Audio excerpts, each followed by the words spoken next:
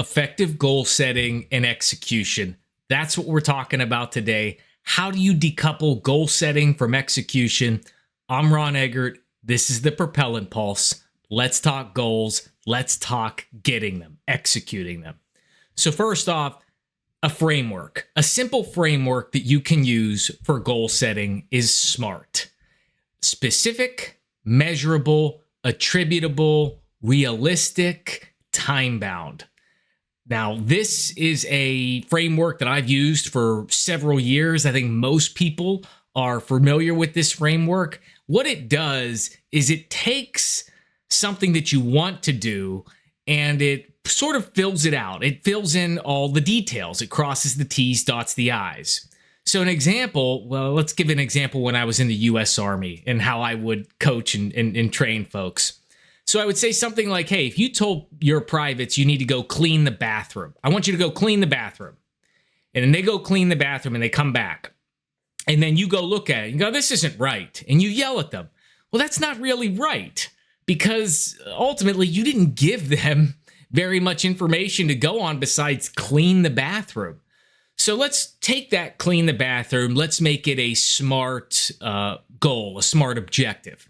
So first, let's be specific. We clean the bathroom. What do you want cleaned? Do you want the floors mopped? Do you want the urinals cleaned? The sinks cleaned? Do you want it to be disinfected? What kind of clean standards are you looking for? So that's the first thing. As far as measurable, how are you going to measure their success so that they understand what they need to do as far as cleaning the bathroom? Maybe you're going to measure their success by simply telling them visually, if I see any dirt, it's not going to pass. Or maybe you're going to use a white glove and run your finger along the sink or something like that. And if anything comes on it, it's going to be a no-go. So that's maybe how you communicate measure. Attributable. What's it attributed to? Why is this important? Well, we have to make sure that our areas are clean, not just because we need to make sure our soldiers are healthy and they don't get sick or diseases, but also, it brings a sense of responsibility and pride to soldiers to have a very clean organization, and that makes them better soldiers, better war fighters. So it's ultimately part of a bigger type of goal. And so that's attributable. Then we go to realistic. And this is where you really look at this thing and make sure that you have resources. That's what realistic is typically associated with. Are there resources? Can we do this? You can't ask soldiers to clean and disinfect and do all these things if they don't have mops, if they don't have bleach, if there's not enough people to do the bathrooms. Maybe you're trying to clean 1,000 bathrooms and you've got 2 guys. That's not going to work. So you've got to have the resources and the tools to make sure it's realistic. And then as far as time bound goes, when do you want this done by? I want this done in 2 hours and I'm going to be back to look at it. Or maybe you give them some other a time frame. Hey, it just needs to be done by Thursday so you can work at it at your leisure. But now we actually have a SMART objective, a SMART goal that these soldiers can work against. So now when you come back and they haven't met those standards, you can maybe dress them down a little bit because they didn't listen to you. But simply just saying, go clean the bathroom, that's not good enough. So that's sort of how SMART goals work.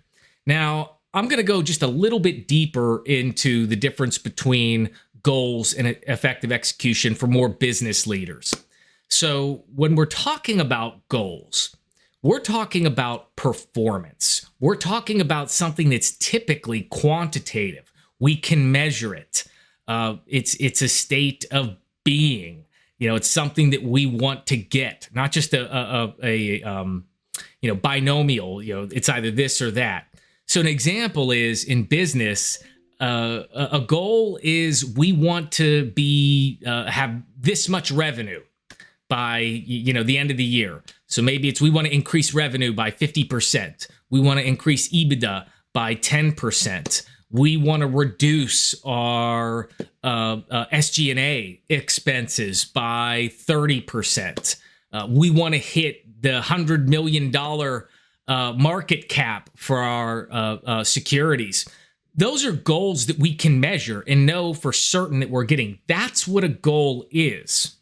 And in order to get to a goal, you complete objectives and you break those objectives down in a work breakdown structure and do those things, execute those things to get you to that goal. So if we want to get to 100 million in revenue, so maybe we're doing 80 million, we want to increase revenue by 25%, get it to 100 million. In order to do that, maybe we need to hire some more sales staff. So we need to actually spend some money to do that. Maybe we need to introduce new products.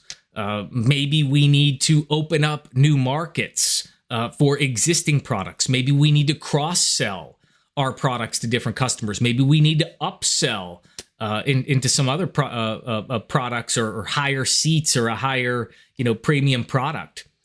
These are the type of things we need to think about. And as you say, okay, we're going to do all four of these things. Well, those things get broken down. They get assigned to somebody. And in order to create a new product, right, somebody has to do the research on what does the market need. They have to put a design together. They have to put that design through some sort of a simulation to make sure that it gets the critical quality attributes.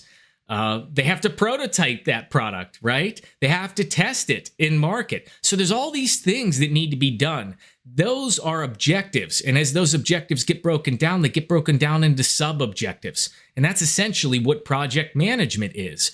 You do all of those mini objectives that unlock the key objectives, which unlock the goal. And that's as simple as goals and key execution is. And typically, when we talk about effective execution, we're not just looking at breaking down the objectives into small objectives. We're also looking at those key milestones, those super key objectives where cross-functional teams need to deliver independently on different things so that we can deliver collectively. So again, if we're implementing a new product, you're going to be working with your sales and marketing team. You're going to be working with your R&D team, and they're going to have to complete their sub-objectives in certain times and in tandem to come together for a go-to-market plan. And those are key milestones in effective execution. So I'll leave you with this. I want you to think about it. We'll walk away from the business example. We'll go to maybe something more personal. So if you talk to maybe a college student, they say, my goal is to be a doctor. I want to be a medical doctor. I want to be a gastroenterologist. That's not their goal. That is an objective. It's black and white objective. It's either you're a doctor, you're a GI, or you're not. Their goal is likely to help people that have GI diseases, right? Things like GERD, esophagitis, stomach cancers. They want to help these people and help them feel better and get better. That's quantitative, right? There's people, a number of people that we can help. There's a number of diseases that we can abate and cure. And that's quantitative. That is the goal, that they want to give back. They want to help. They want to make people's quality of life better. But in order to do that, they have to become a doctor. A GI. That's sort of their ultimate objective. And that's broken down into smaller objectives, right? In order to do that, you've got to, get a doctorate degree. In order to do that, you need to get accepted into one. In order to do that, you need to be able to finance or get a loan for that program. You need to get accepted into that program. And all the way as you go through that, there's even more sub-objectives that you have to do. You have to pass your classes. You have to work with other students, to do a residency, a fellowship, things like that. So those are objectives. And ultimately, it ends up with the key objective in being a doctor, getting that credential, graduating, going through all the training that you need. And then ultimately, that will help you unlock your goal of making more people feel better and have a better quality of life. That's as simple as it is to think about goals and objectives. You also have another framework called the OKR framework, which is objectives and key results. It is exactly fits into what we've been talking about. The objective is the objective, all the things that we're going to do. The key result is the goal, the performance that we want to get, the thing that really matters at the end. Because nobody just wants to be a doctor to be a doctor. and do nothing. It's not like I got a doctor. We did it. We're there. No, we want to make people feel good. We want to help them. We want to make money to take care of our family. So there's performance at the end of that. We're not just developing new products to develop them. We want to do that so that we can help people with these new products and that we can make money for our business. So I hope this made sense. And that it gives you just a little bit better of a perspective on goals versus effective execution. Once again, I'm Ron Eggert. This is the Propellant Pulse. Until next time.